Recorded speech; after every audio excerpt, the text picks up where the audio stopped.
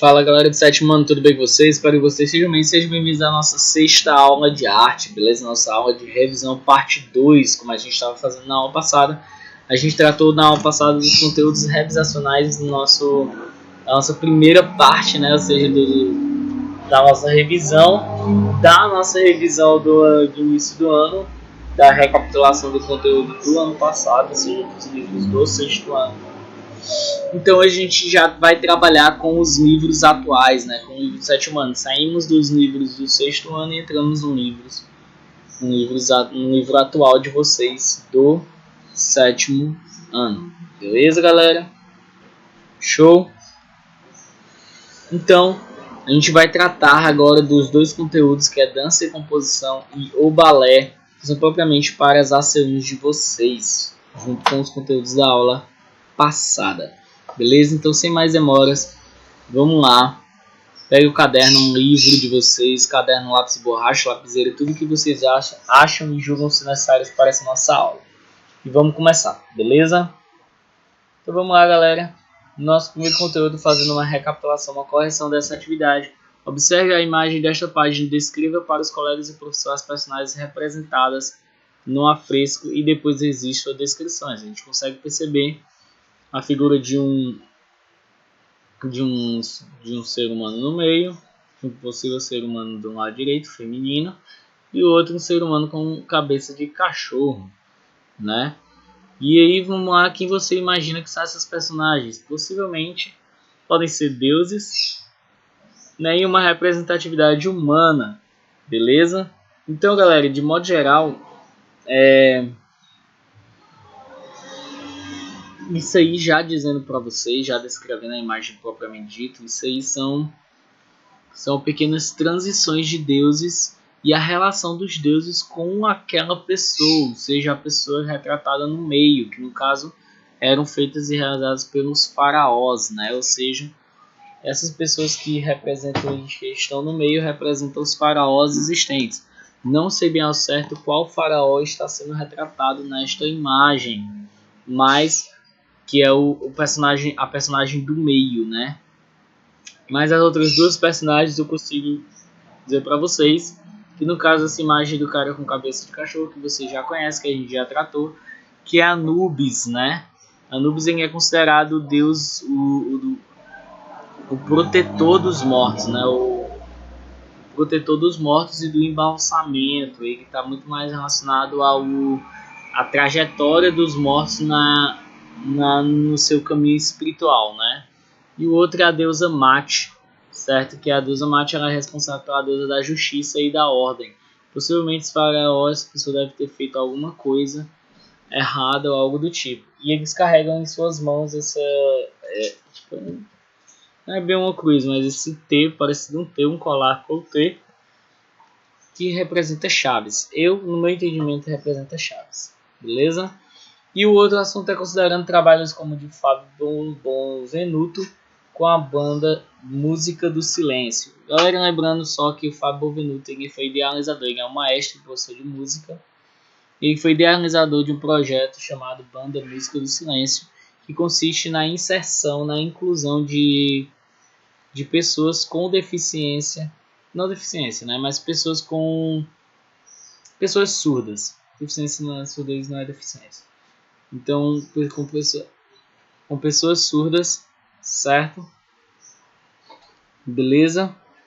Então ele trabalhou com pessoas surdas e nessas pessoas surdas eles estimulavam elas a tocarem junto com essa banda. E eles faziam isso através da percussão, e eles tinham essa capacidade da percussão através da sua percepção sensorial das vibrações. Então eles entendiam e compreendiam as vibrações dos instrumentos através do seu corpo ou até mesmo do solo, do ambiente onde ele estava inserido, e daí ele produzia os sons de acordo com o ritmo que ele estava sentindo decorrente das vibrações. Beleza? Show!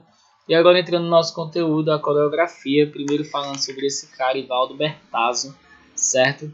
O Ivaldo Bertazzo, ele é um coreógrafo, certo? E o coreógrafo, ele é o profissional que cria e organiza os movimentos que compõem o espetáculo de dança, certo? E o Ivaldo Bertazzo ele tem sido reconhecido por seu trabalho com a reeducação do movimento, ou seja, ele visava tornar o ato de dançar mais consciente, menos mecânico e menos programático, certo? Proporcionando aos dançarinos maior compreensão da sua estrutura corporal, ou seja, o seu conhecimento corporal, saber o que o seu corpo pode fazer e o que o seu corpo não pode fazer. E decorrente de mais de 30 anos, Ivaldo Bertazzo tem se dedicado ao desenvolvimento de projetos que envolvem arte, saúde, educação, cultura e cidadania, certo? De modo geral, nesses projetos ele trabalha com crianças e jovens que vivem em comunidades de baixa renda e que têm pouco ou nenhum acesso à arte. Em seus projetos, Bertazzo costuma reunir pessoas que não são dançarinas profissionais, que ele chama de cidadãos dançantes, ou seja, ele pega pessoas da comunidade, de comunidades que ele vai passando e vai chamando para dançar, e os integrantes que nunca dançaram na vida passam a dançar, e ele chama de cidadãos dançantes. Um dos espetáculos que a gente vai nos ajudar nessa revisão é o espetáculo Samoá de Rua do Encontro, que o coreógrafo contou também com um grupo de jovens que nunca havia dançado profissionalmente. Beleza? Isso também ocorreu no outro espetáculo que a gente vai tratar um pequeno trecho dele, que é o próximo passo. Beleza? Então a coreografia, galera, ela é imagem reproduzida. Desculpa, gente, confundi aqui, eu acabei acompanhando a leitura aqui. Então, galera, a coreografia, né, ela pode ser caracterizada, né, definida como movimentos corporais combinados e ensaiados previamente com a finalidade de transmitir alguma coisa, um sentimento, uma ideia, uma reflexão, um manifesto, tudo mais, certo? E as coreografias elas são elementos fundamentais do espetáculo da dança, porém nem todas as danças são coreografadas antecipadamente, e sim improvisadas no momento da apresentação, que são coreografias improvisadas, chamadas de improvisação, certo? Então Bertazzo, nesse período da criação e da formação de Samoá, de A Rua do Encontro, né? Ele trabalha muito com a concepção da influência da cultura indiana dentro do cenário do seu espetáculo, né? Até porque a palavra Samoad significa harmonia do encontro, beleza? Então a presença dessa palavra no figurino retrata, obviamente, que Ivaldo Bertazzo ele teve influência das danças indianas, certo? Outra palavra que revela a proposta do coreógrafo é a palavra encontro, certo? Que faz com que ele compreenda a relação do encontro das danças indianas com o samba brasileiro. Então ele faz essa mistura, essa interseção entre uma dança e outra, certo? No Brasil ele utilizou o samba como uma representatividade dele nesse espetáculo, e as danças indianas foram duas: a Bharatanatyam e a Kathak, certo? Onde a Bharatanatyam é uma dança que surgiu na Índia há mais de 2000 anos atrás, certo? Através das imagens nas paredes de pinturas, e ela foi preservada e praticada por mestres da dança ou dançarinos sagrados que dançavam nos templos em rituais de oferenda dos deuses. E Kathak ela teve origem nas tradições dos contadores de história, que passaram a incluir gestos na contação a fim de enriquecê-las, e com o passar do tempo esses movimentos foram ganhando estruturas específicas e tornaram-se dança, beleza? E a gente também tratou da relação da dança com a música, né? Que a música e o movimento elas são parceiros na dança e são escolhidos de acordo com o que o coreógrafo deseja construir. A sonoridade, portanto, conversa com a movimentação dos dançarinos, criando ambientes, gerando sensações e despertando sentimentos, beleza? Ou seja, por mais que elas sejam duas artes independentes, elas se completam de modo a dar mais efeito ao que está querendo ser passado. Porque você só por dançar você vai achar bonito os passos, vai achar bonito, mas você não vai conseguir compreender a métrica daquela dança, A não ser que tenha uma composição, uma melodia por trás que você vai começar a perceber a métrica daquela ideia. Principalmente quando tem uma composição com letra, né? Uma composição musical com letra, que ajuda muito mesmo, até mesmo na percepção e na reflexão do que quer transmitir na dança. Para vocês terem noção, existem músicos e compositores que estabelecem parcerias durante o processo de criação. A dança e a música elas se integram desde a criação da obra até a sua apresentação. Não há imposição da música à dança ou vice-versa, e sim uma criação conjunta. Para vocês terem noção, tem até coreógrafos que montam a coreografia e depois levam a coreografia para um instrumentista, um músico. Gasguei. E esse músico ele promove uma composição para aquela determinada coreografia. No caso, a gente vê muito mais o contrário. A música já está lá e a coreografia que é criada depois. Beleza? E dançando para se curar. Galera, eu falei que a gente ia tratar de um outro espetáculo de Valdo Bertazzo. E a gente está aqui tratando dele, que é o Próximo Passo, né? Que Valdo Bertazzo trabalhou o Próximo Passo com pessoas que eram laudadas ou que passaram pela depressão. E com ele, com essa ideia desses cidadãos dançantes que viveram essa situação, certo? Ele passou a querer inserir a ideia da psicomotoricidade humana. Então ele afirma que o desenvolvimento da psicomotoricidade humana, o que é psicomotoricidade? Relembrando para vocês, né? A psicomotoricidade, galera, é a interação entre os aspectos emocionais, cognitivos e físicos do ser humano. É a relação entre eles, ou seja, a relação entre o mundo interno com o mundo externo.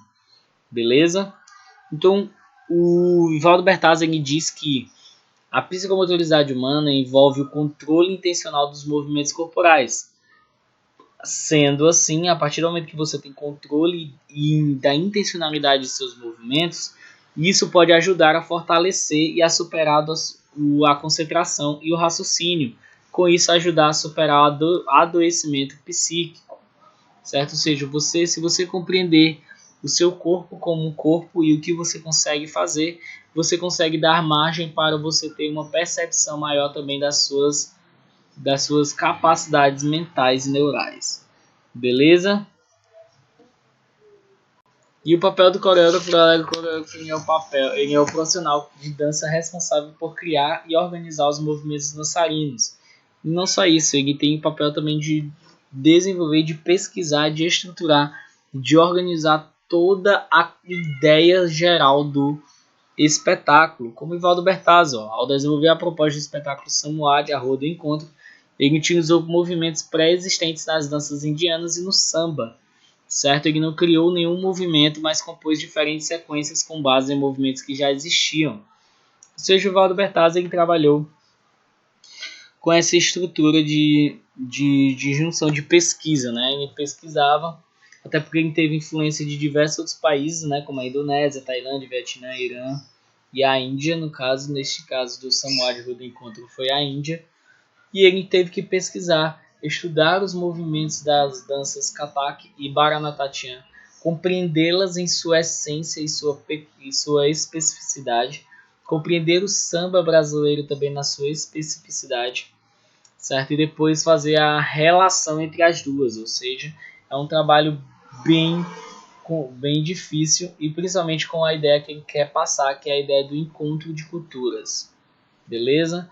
E suas influências foram influências desses dois caras, dessas duas pessoas maravilhosas, que é o Klaus e Angel Viana, que desenvolveram novas práticas de dança com base nos estudos do funcionamento do corpo e dos movimentos.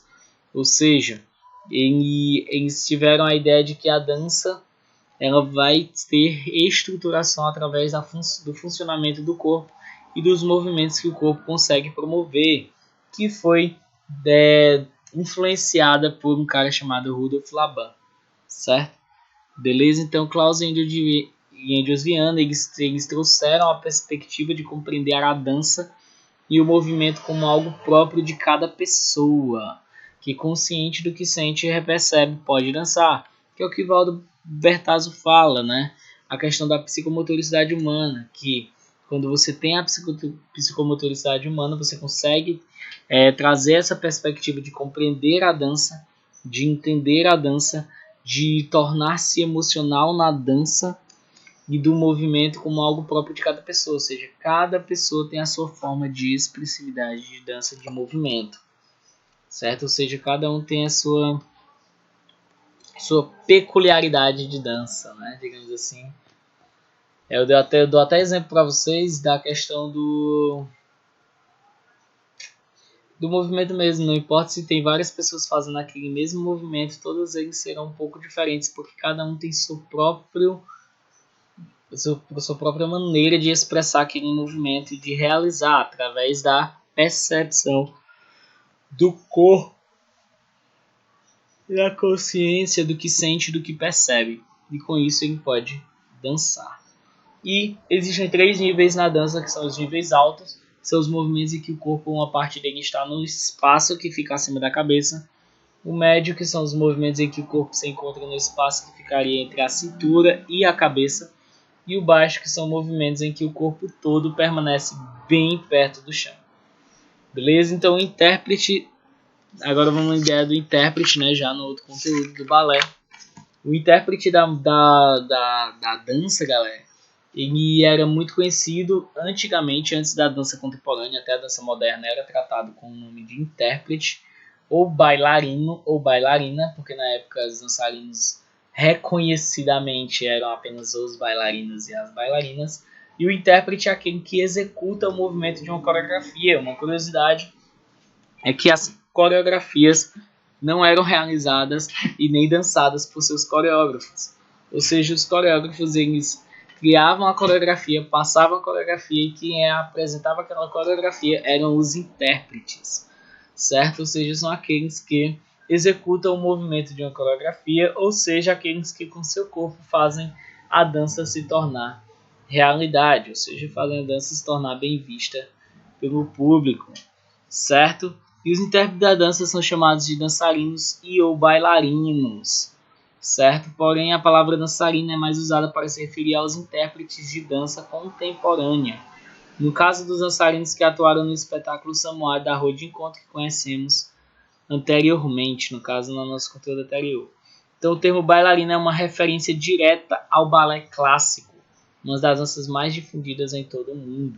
E esse balé clássico ele teve origem, certo? Esse balé que nós conhecemos hoje, ele teve origem no balé cortesão, que era uma dança que surgiu como o próprio nome já disse, nas cortes da Europa durante o período denominado como Renascimento. E só fazendo adentro da ideia do Renascimento, o Renascimento foi um movimento artístico e cultural que se desenvolveu na Península Itálica entre os séculos XIV e XVI e disseminou pela Europa toda. E as ideias centrais dos renascentistas é que eles defendiam novas formas de compreender o mundo e valorizavam a razão e a ciência em detrimento dos dogmas da igreja. Então, para eles, os interesses humanos deveriam reger o comportamento social, a economia, a política e as práticas culturais de um povo. Então, a dança passou a integrar celebrações como casamentos e comemorações de aniversário que aconteciam nessas cortes, e no interior dos palácios as chamadas festas cortesãs, que eram palco para o balé cortesão, certo? Então a dança adquiriu o caráter de espetáculo e não mais de socialização, e assim nasceu o balé cortesão. E do balé cortesão, durante o século XIX, olha o tanto de século que passou aí, houve o aprimoramento das técnicas do balé e das vestimentas utilizadas pelas bailarinas e pelos bailarinos. Junto deles temos a sapatilha de ponta, que foi criada nessa época, conferindo ao corpo das bailarinas uma postura mais esguia, ou seja, mais elevada, mais leve, mais plena, mais, digamos assim, mais perfeita, né? Digamos assim, mais rígida, mais movimentos mais alongados, elevados e leves. Certo? Então, com esse movimento, as bailarinas podiam representar melhor personagens das histórias românticas, né? Certo? Que a palavra romântica vem da ideia do romantismo, né, que era um movimento artístico, filosófico e político iniciado na Europa no fim do século XVIII e caracterizado pela valorização dos sentimentos e do sentimentalismo, da originalidade, das tradições históricas e dos modelos nacionais, né? Então, nesse período, os personagens eles retratavam histórias de contos de fadas, feiticeiras e seres etéreos, e em função dessa proposta cênica foram desenvolvidas diversos efeitos cenográficos e de iluminação, surgindo o chamado balé romântico. Então, ao longo desse século XIX, o balé se desenvolveu em diferentes países, como a Itália, a França e a Rússia, fazendo surgir novos coreógrafos que migravam de um país a outro, aperfeiçoando e trazendo mudanças para essa dança. Então, o bailarino francês Marius Petipa ele atuou no Teatro Imperial Russo e foi um dos coreógrafos de O Lago dos Cisnes, certo? Que esse espetáculo ele retratava. A gente vai conversar mais sobre ele aqui no próximo slide. Então vamos, as coreografias que compõem esse espetáculo foram desenvolvidas com base em uma música do compositor russo Pyotr Tchaikovsky, certo? E além do Lago dos Cisnes, Marius Petipa criou outros espetáculos em base em músicas de Tchaikovsky, como A Bela Adormecida e O Quebra-Nozes. Galera, fazendo adentro do Lago dos Cisnes, né, já que o livro aborda esse assunto, na página 31 vem falando sobre o Lago dos Cisnes, e a peça foi baseada em contos populares russos, onde conta a história de Odete, que era uma jovem após ser enfeitiçada durante o dia se transforma em cisne e à noite retoma a forma humana. Tem um texto que no livro de vocês aborda sobre o livro O Lago dos Cisnes, né? Tipo, o Lago dos Cisnes narra a história de uma princesa Odete transformada num cisne pelo feiticeiro Hotbart. Só da meia-noite até o amanhecer, ela tem forma de gente. Para quebrar esse feitiço, um jovem terá que lhe fazer juras de amor eterno. O príncipe Siegfried, no meio de uma caçada, encontra o lindo cisne que se transforma numa linda moça. Apaixona-se por ela e declara seu amor. Uma grande festa vai comemorar o aniversário do príncipe, que nessa ocasião terá de escolher uma noiva. Então no baile, Siegfried recusa todas as pretendentes, até que chega Hotbart, o feiticeiro disfarçado de nobre e acompanhado de sua filha Odile, que ele fez ficar parecida com Odete. O príncipe é enganado e faz novas juras de amor, só então se dá conta de que ainda não soou meia-noite e aquela, portanto, não pode ser Odete. Corre para o lago e encontra desolada. Hotbart provoca uma tempestade. Siegfried protege Odete e jura morrer com ela. A magia é quebrada e o reino de Hotbart desmorona. Então essa é a história bem resumida do Lago dos Cisnes, né? E outra característica também é a junção, a intervenção das outras artes dentro da dança, né?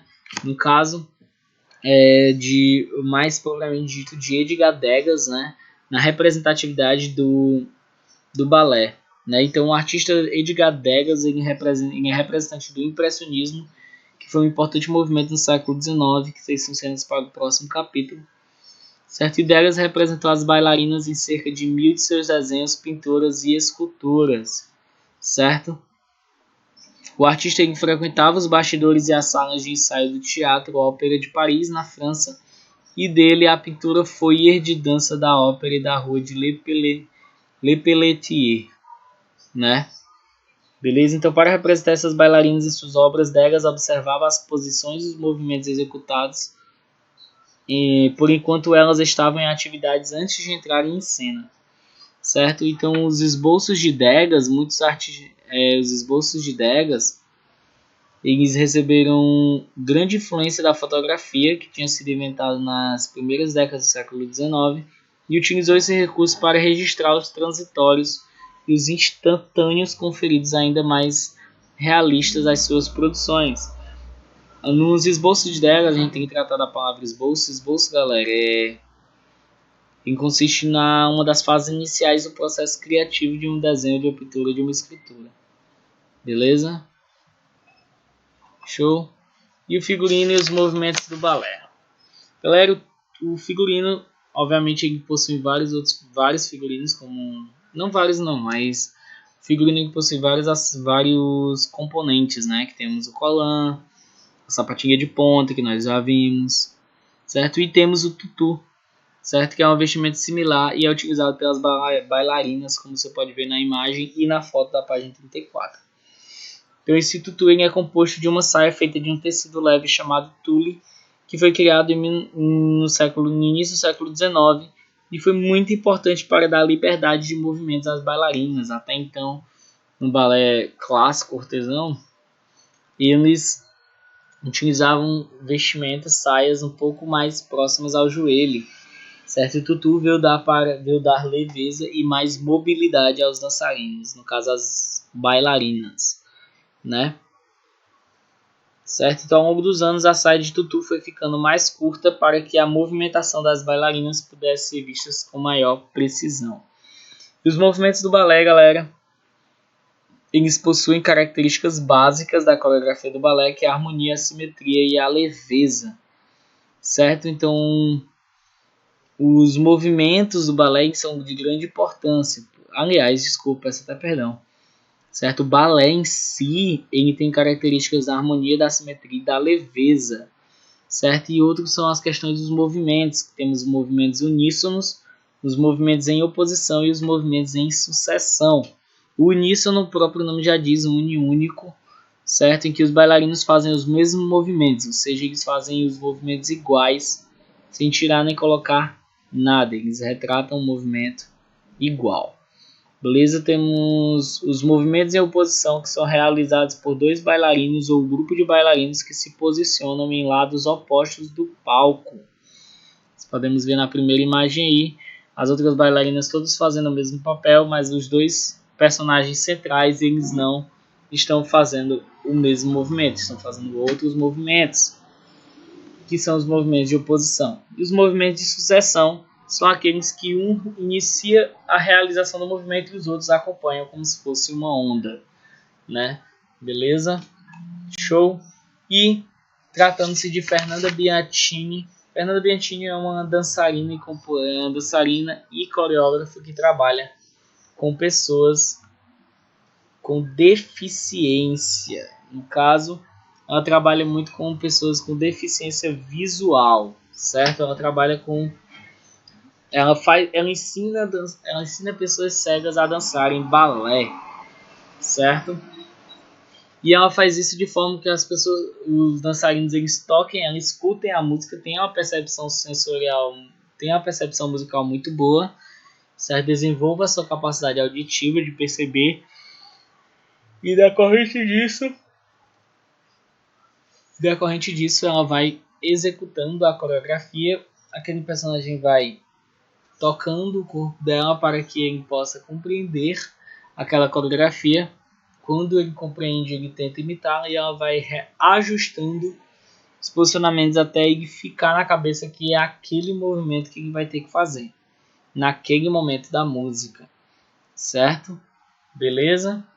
E ela expandiu essa prática não somente para o público com deficiência visual, né, mas sim com outros tipos de necessidades especiais de mobilidade ou cognitivo.